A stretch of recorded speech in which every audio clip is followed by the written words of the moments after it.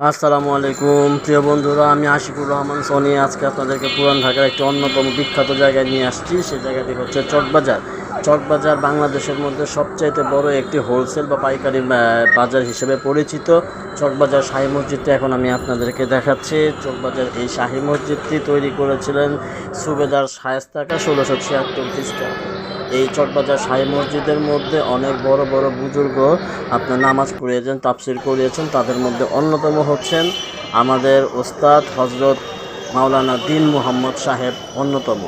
এই মসজিদের ঠিক সামনে রয়েছে বিশাল বড় বড় বেশ নামি দামি কিছু আপনার ঐতিহ্যবাহী ঢাকার ঐতিহ্যবাহী বেশ কিছু খাবার দোকান। তার মধ্যে আনন্দ, আপনার আলাউদ্দিন, হানিফ বিরিয়ানি, আমানিয়া সহ এগুলো উল্লেখযোগ্য।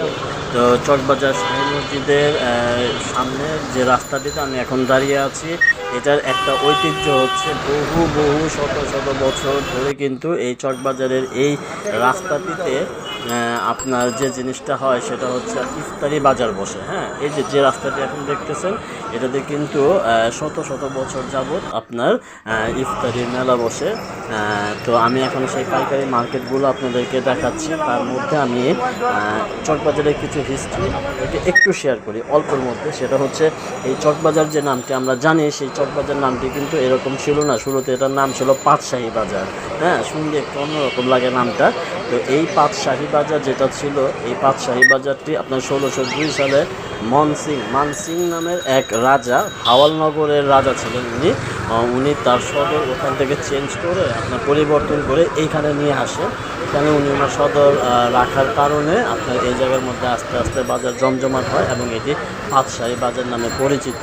চকবাজার শাহী মসজিদটির বিষয় হচ্ছে আপনার এটি পরপর 3বার সংস্কার হয়। প্রথমত 1602 সালে, যেটা স্থাপত্য করে আপনার রাজা মানসিং ভাওয়ালনগরের।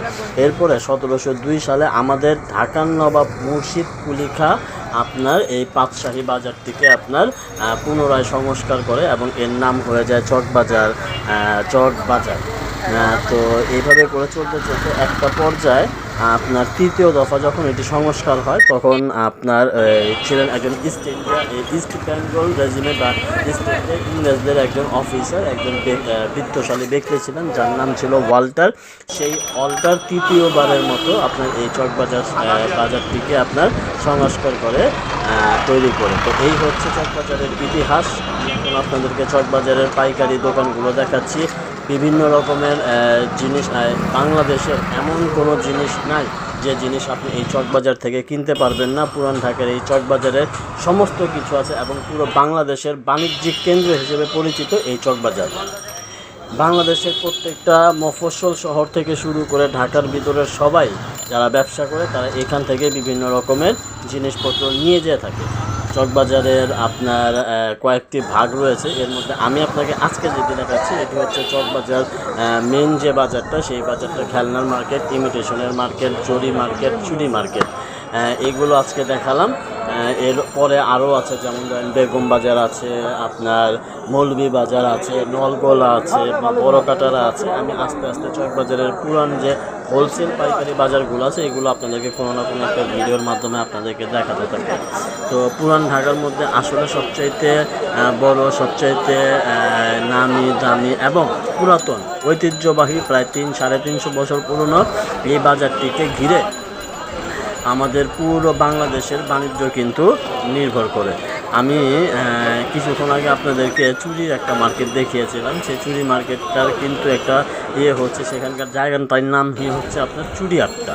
তো চুড়িয়াট্টা মার্কেটে সেই চুড়ি দিয়েই কিন্তু ঐতিহ্য ধরে রেখেছে। এছাড়া ইমিটেশনের মার্কেটও এখানে আছে, রয়েছে ক্যান্ডেল মার্কেট, লাইটের মার্কেট, সব ধরনের পাইকারি বাজার এখানে রয়েছে।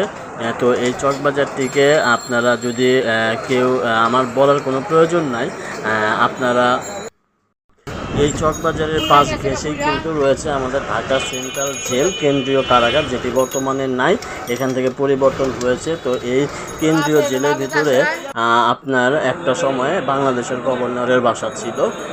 তো সেই গভর্নরের বাসা প্লাস এখানে একটা রাজাদের, নবাবদের বেশ কিছু ছিল বিধায় এই জায়গাটা খুব চমৎকার একটি বাণিজ্যিক কেন্দ্র তৈরি হয়েছে। ধন্যবাদ, আবার দেখা হবে।